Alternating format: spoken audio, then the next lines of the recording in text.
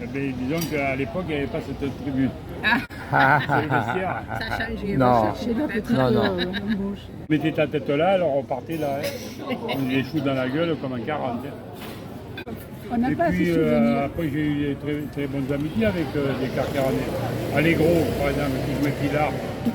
Il avait le bar à chaude. Eh ben oui, oui, oui. Et j'ai coupé avec lui. Ouais. Alors que sur le terrain, un jour, on se prend bec à bec. Il m'a dit: Oh Étienne, qu'est-ce que tu fais? Ah, c'est toi, excusez-moi. Un jour, je me rappelle, on fait un match mais où je reconnais que on avait tordu, c'était Joe Fabre qui les Et entraînait. puis surtout, On tord une manière Carcarane. d'exorciser un peu. Et à un moment donné, il y a une tous mêlée les ouverte, ou alors emmerdements ça que tu as à s'appelle la de tous les maison, bords. aux Veille, enfants, le camembert ouvert. Et j'arrive, un des premiers, toi, l'éponge magique, je le mets là, je prends Veille dans mes bras, enfin dans mes mains.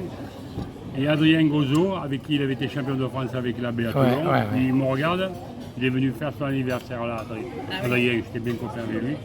Je lui dis: Vous n'avez pas honte, ce que vous allez faire, André? Lui, il avait le problème, il était chauve. Alors les mecs, ils prenaient sa tronche pour un ballon de rugby.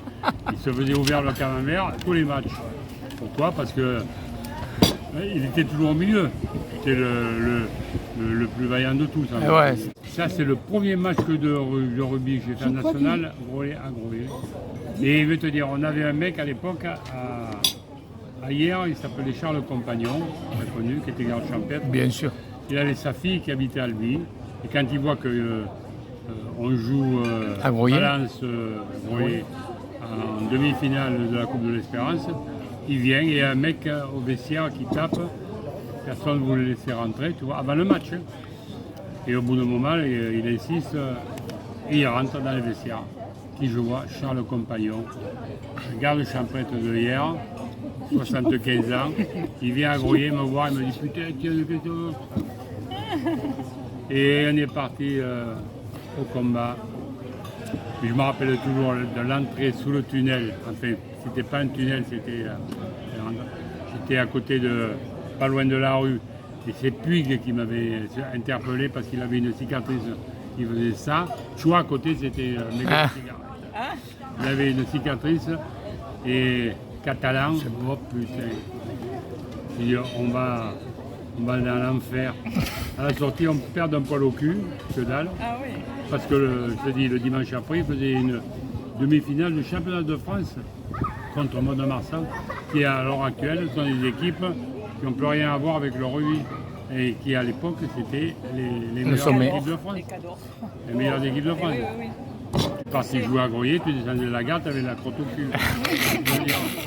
Sauf qu'il n'y avait pas de gare. Mais dis-moi, Comme ça, ils ont gagné contre Mont-de-Marsan. Ils ont gagné contre Mont-de-Marsan. Ils ont perdu en demi-finale. Toi, c'était un quart de finale qu'ils faisaient.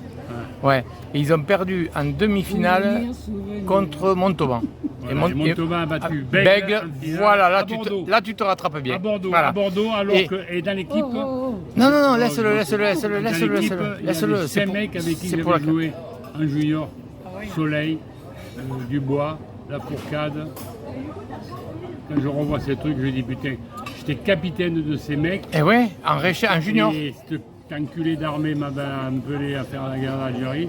Je serais resté à Bègue, j'aurais été champion de France. Eh ouais. 2 ans après, ils sont champions Si de ma France tante en contre avait, Toulouse. ce serait- Alors lui, il veut te dire une anecdote de Valmalette Mansour. À mettre dans les histoires, on joue à 520. C'est le pays de Cécillon. Si on gagne avec hier, on se qualifie. Si 520 perd, automatiquement, Ils descendent. Non, un match où ça... Ouais. Et à un moment donné, on est un petit peu dominé. Et ce connard de Mansour nous fait 2 en avant. Ouais, des mansonnades, ouais. Et mêlé pour 520. Et Choi, il appelle Mansour, il fait: viens jouer la mêlée, viens faire deuxième ligne. Excellent. Parce que maintenant, on appelle les couilles de tes conneries. Parce que devant, ça tombait de tous les bords. Hein. Ah, c'était trop bon. Mais Excellent. le fait que lui s'arrête de faire la mêlée, il appelle Mansour. Il fait bien mettre le nez dans la cafetière, de voir un peu comme il fait chaud. Ah ouais, ça, c'est un peu à la Guilbert qui quitte le terrain à Aurillac, mais c'était Ah avec oui, Toulon. encore, putain, il Avec prenait Toulon. tous les ballons et, Il s'en va du terrain. Le match était télévisé, il paraît. Moi, je n'ai jamais vu ça. Ouais, je l'ai Mais, vu, ouais, ouais. ouais. Et Roger Coudert qui dit mais qu'est-ce qu'il fait? Alain Guilbert quitte le terrain. Sous le banc. Il en avait plein le cul. Il avait dit maintenant j'en ai marre, vous faites que des tous les conneries. ballons Et je prends tous les ballons, vous me les perdez, je m'en vais. Ça, je ne sers à rien. Bon, avec Et la ça, c'était Seine, des personnalités. Avec la Seine, on rejoue un match à 520. Pareil, avec la Seine, j'en ai. Alors, match pareil, hein. Qualification de l'un et descente de l'autre. Alors, je peux te dire, bon, la Seine, on avait des arguments dedans. Il y avait 7 barjots, moi j'étais le crooner. Je récupérais une gonfle, j'allais marquer des essais. Le rugby qu'on fait avec la Seine à 520, qui était un match capital. Match très dur, hein. Je peux te dire que interdit aux gosses. Hein. L'arbitre, il avait des lunettes, il ne regardait pas les coups de pomme dans la gueule des gosses. Dans la scène, il y avait tout ce qu'il fallait pour dégager. Je marque 2 essais, on gagne 6-3. Le soir, dans le train, en rentrant, Toulon jouait à Grenoble, et on se retrouve dans le même train. Et on croisait les joueurs Toulon et tout ça. Et je vois André, salut, je connaissais parce que j'avais fait les sélections de Provence avec la Côte d'Azur et André, on joue ensemble. Et il accoste, je ne sais pas, l'entraîneur qui était de hier, je me rappelle plus trop. Il fait, putain, 2 essais de bouquet, on en gagne 6-3, j'avais marqué 2 essais. Putain, mais, faites gaffe, vous allez le perdre, gardez-le. Je me rappelle toujours la réflexion d'André. Ah ouais. Mais ils ne sont jamais venus me chercher. Alors que j'avais fait la sélection de Provence-Côte d'Azur où j'avais marqué 3 essais contre le Languedoc-Roussillon. L'équipe avait titré en première page un nouveau bouquet est né. Parce qu'à Ah oui, oui, ben oui. Il y avait Jackie de Vienne. Avec qui on t'a confondu.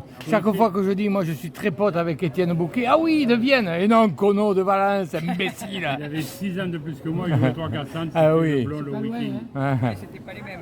Un mec extraordinaire. Ouais. Ils font un match à l'époque à Valence, Savez-vous Toulon raconter le monde, contre alors Oui, mais là c'est une petite vidéo que je fais. Toulon-Montferrand à Valence, 8e de finale. Et à l'entrée de Toulon perd. Et quand il rentre au vestiaire, l'arbitre il prend une boîte dans la courbe. Automatiquement, il reprend la licence de Jérôme Gallion, qui était capitaine, et qui dit, et la Fédé dit, tant qu'on n'aura pas le coupable, Jérôme Gallion n'aura pas sa licence. Comment on fait? Bon, mais c'est Baldacchino. C'est Baldacchino.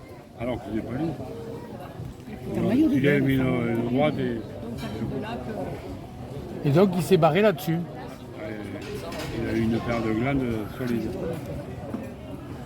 Alors lui, je veux dire au niveau de la motivation. Oui, ça avait été efficace. Et quand je l'ai recruté Balda, je lui ai dit Balda, tu es le meilleur pilier de France. À partir du moment que tu joues. Si c'est pour mettre un shoot dans la courge d'un goal, on n'a pas besoin de toi. Il a fait jamais une fois suspendu. Je le sais. Jamais une fois. J'étais. Il a pris un paquet de goals.